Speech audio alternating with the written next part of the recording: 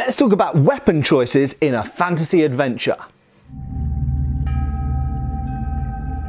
Hey folks, Matt Easton here, Schola Gladiatoria, and what we're going to talk about here are weapon choices in a fantasy environment and how we can learn some lessons from history and culture around us to make our fantasy environment more believable, more immersive and more credible in a way. And it doesn't matter whether we're talking about role-playing games, video games, books, novels or comics or movies or whatever. Okay, this is applicable to all of those. And what I want to really talk about is how weapons are very often culturally specific to certain groups of people. And this is, of course, something that certain fantasy genres have acknowledged, but I don't think it's been fully absorbed, particularly into role-playing games, wargaming perhaps, and perhaps even novels as well to a degree. What I specifically mean is that very often what we see is the characters in a story are given weapons which the author or the writers, the developers, whatever, just kind of think would be cool for that character, but they don't necessarily think about what does this culture use and what would they definitely not use. In many cases, there are very specific examples from history why a certain group of people might have access to a certain weapon or weapon type, but they absolutely wouldn't use that weapon for a whole bunch of reasons. They could be technical, practical reasons, or indeed cultural, prejudice reasons as well, perhaps even religious or superstitious reasons. But before I go on any more, I want to briefly talk about the sponsors for this video, who are Raid Shadow Legends. The second anniversary since Raid was launched. Hey, it's nice to see you guys have joined me here. What's that? Happy birthday to you, happy birthday to you, happy birthday dear Raid Shadow Legends, happy birthday to you. If you didn't know, Raid Shadow Legends is 2 years old. Raid celebrating 2 years of awesome gameplay. So, Raid Shadow Legends, #1 mobile RPG in the US. Yeah. It started out as just some character art and a cool idea. Raid is the #1 RPG in the US, with over 1 million players every day and 2 billion battles.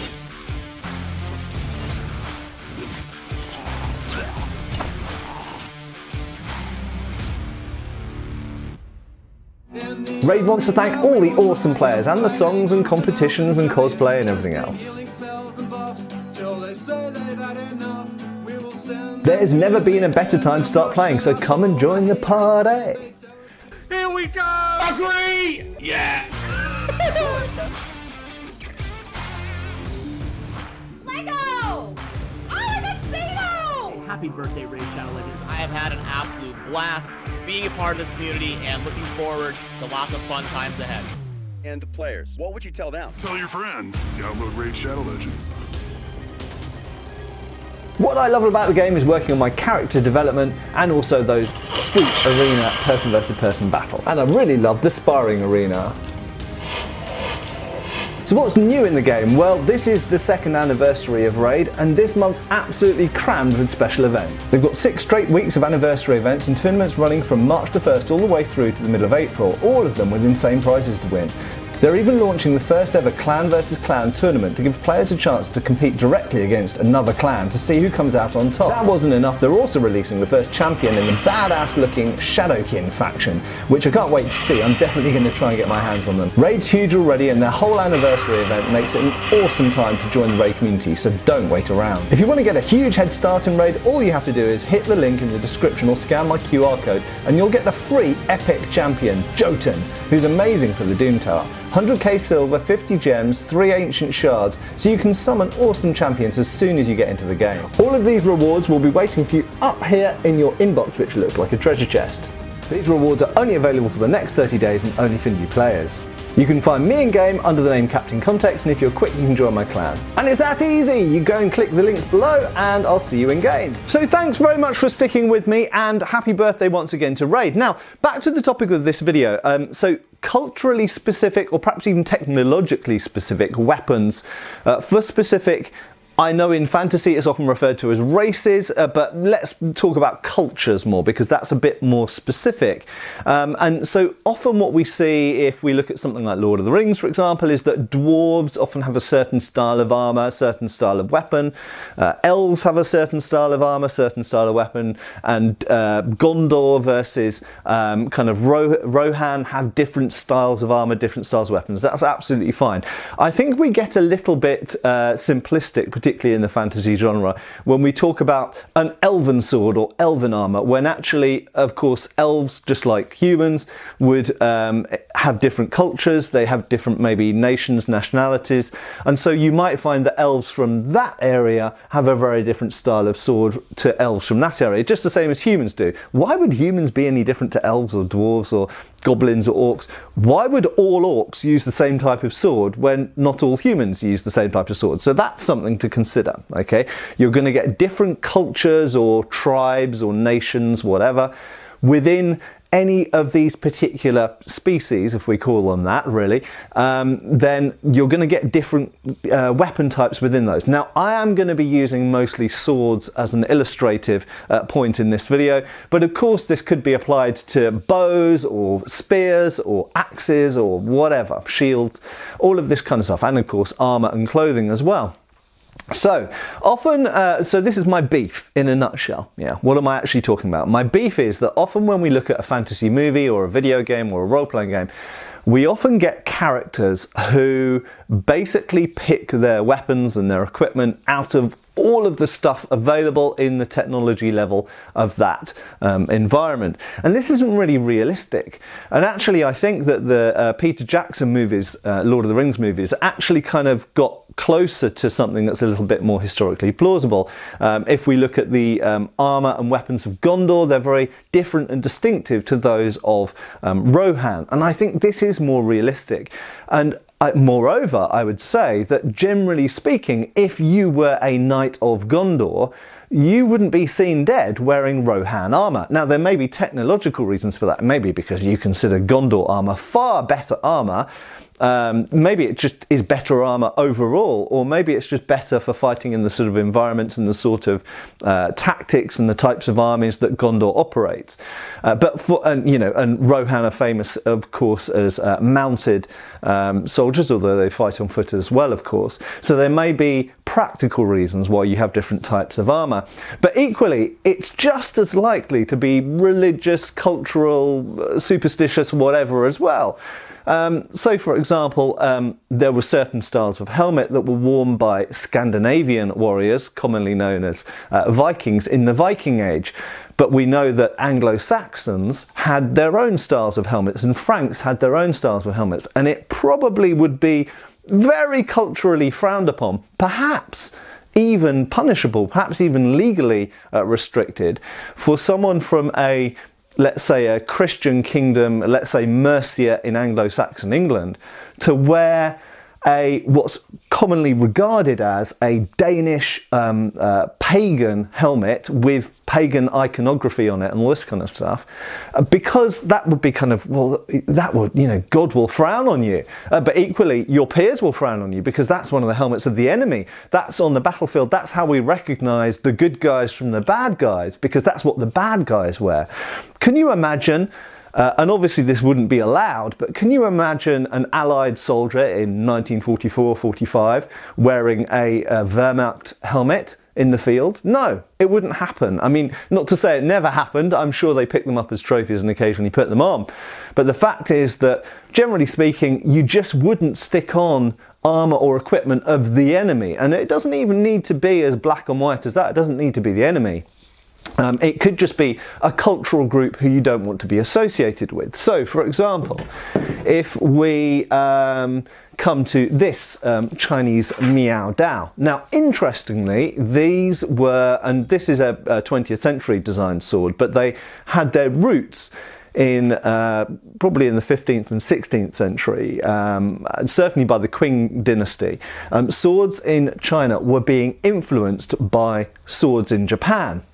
But the Chinese didn't just go and copy the swords of Japan. They didn't just go, if I just pick up the swords that we're talking about, they didn't just go to the katana or the odashi or okatana, and they didn't just copy them. They didn't make carbon copies of them. Well, they did in fact, but they didn't generally just go and copy them, because these were the weapons of the enemy.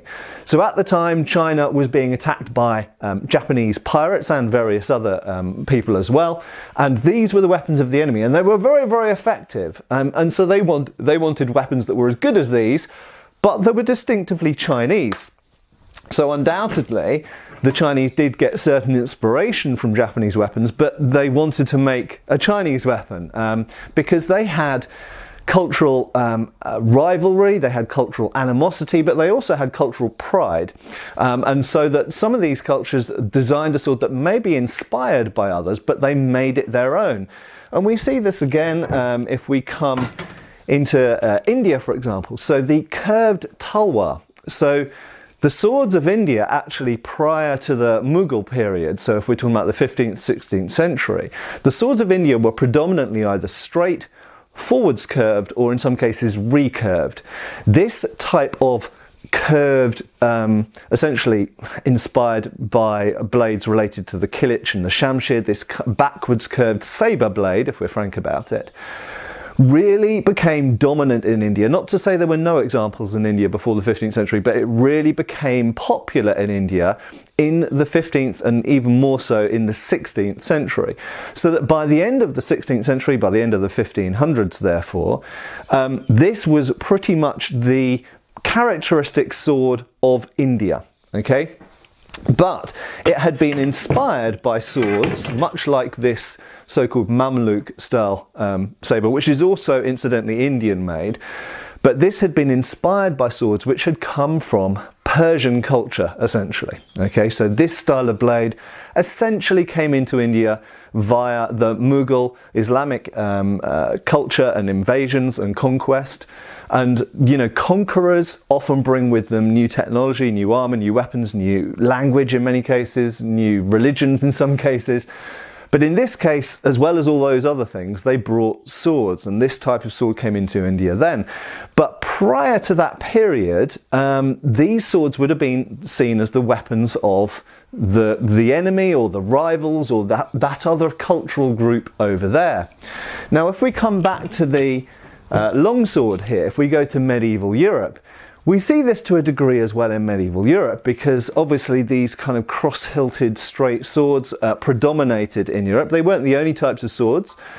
There were also obviously falchions, and there were langmesser, and various other types of single-edged sword as well as double-edged swords. And not all swords were straight in medieval Europe. Not all swords had a crossguard like this. But nevertheless, this was a characteristic sword that we see in Europe, and particularly towards the later medieval period, if we go into the 15th century, we have the Ottoman Turkish Empire infringing onto what had previously been the Byzantine Empire and other parts of Christendom, essentially. And we start to see Ottoman influence come in, both in clothes, obviously religion, Islam came into parts of Europe, but also the swords as well. And places like Hungary and Poland adopted swords that were inspired by, and in some cases literally were, Ottoman Turkish swords, at least the blades, and they made them their own. Equally, we see this earlier. If we go back into the earlier medieval period in the time of Charlemagne, we see via the Avars and other groups to the east of the Frankish Empire, we see early forms of sabre coming in then as well. And in fact, they're some of the earliest sabres around, which actually they're the ancestors of lots of the later sabres which we see in the later medieval period.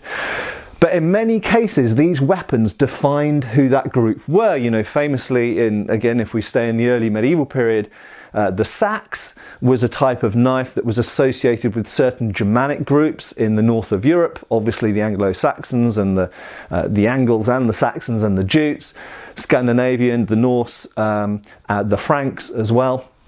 There are certain types of axes which are associated with the Longobards who moved into northern Italy. There are certain type of axe associated with the Franks, sometimes known as a Francisca, a type of throwing axe, which is a very distinctive shape. Also the angon, which was sort of a successor to the Roman pilum, and that was very popular in the Frankish Empire as well, and may possibly have alluded to the sort of imperial aspirations that Charlemagne later manifested, but that's supposition. But the fact is that the angon was very much associated with certain groups as well. So there are certain weapons, even in a small geographic area, which represent certain groups. Now, to bring this back to the fantasy world, so therefore, I think that anybody who's designing a fantasy world, you shouldn't have someone from an area where they usually use a certain type of sword and a certain type of armour just randomly carrying a orc falchion, for example, without some explanation. I'm not saying you can't do it, but there must be some explicit explanation for why they're doing that. Is that weapon particularly chosen because the adventure they're going on requires different types of weapons to normal? Is it a type of weapon that is a trophy, is almost showing their pride in the fact that, I won this in battle from a famous orc leader or something like this, and this happened? And famously, the Mamluk swords that we see in Europe are very often, they represent trophies essentially because they have been captured in North Africa, or they've been captured fighting the Turks or whatever. Equally, we see British officers in the 19th century wearing tulwars, and whilst they were very good swords and they're described as very good fighting swords, probably there's an element of trying to fit in. So that's another thing you could think about for your fantasy environment.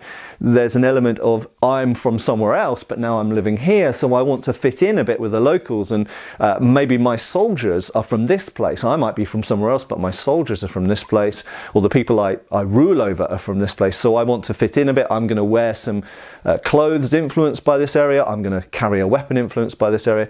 But there's another element as well. I might be showing, this might be a sword that I got in battle. I fought in that war 5 years ago, and at that battle I defeated an enemy officer in single combat, and I took his sword. And we know that the capturing of swords, I mean, the last famous time that it happened in our world history, of course, was in 1945 when Japan surrendered, and huge numbers of Japanese swords were taken by Allied soldiers as booty, as war booty, and that's why there's so many Japanese swords in the West now. So, think about all of these things when you're designing your fantasy environment. And as I say, it doesn't matter whether it's books, role-playing games, movies, whatever. For each group of people, for each culture, and remember, it's not just a race, it's not just humans, it's not just elves. There are going to be separate groupings, separate nations, tribal groups within each of those species or sets of humanoid people, hominids, if we call them that. So they're going to be separate groups. You have to decide, okay, what style of clothing, what style of armor, what style of weapons does this group carry? And then if your character is from that group and they carry something outside of that, you have to think of a specific reason why. And in some cases, there might be repercussions for that. So for example, if we come back to history again as a parallel, if you're a 17th century English person, it's entirely possible that you could have a katana in the English Civil War. So we're in 1642, and for some reason you're carrying a katana or a wakizashi around.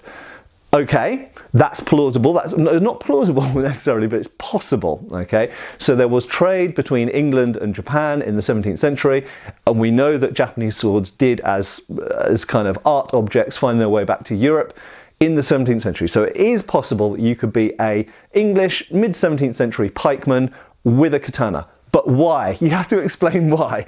And if you're writing a story or making a game or whatever, if your character has something so outlandishly unusual for your particular culture, you have to think about why and what repercussions there might be from that. If I go into an inn, I'm on campaign in the English Civil War, and I go into an inn in Warwickshire, and I'm wearing a katana, people are going to go, what is that? They're not just going to go, huh.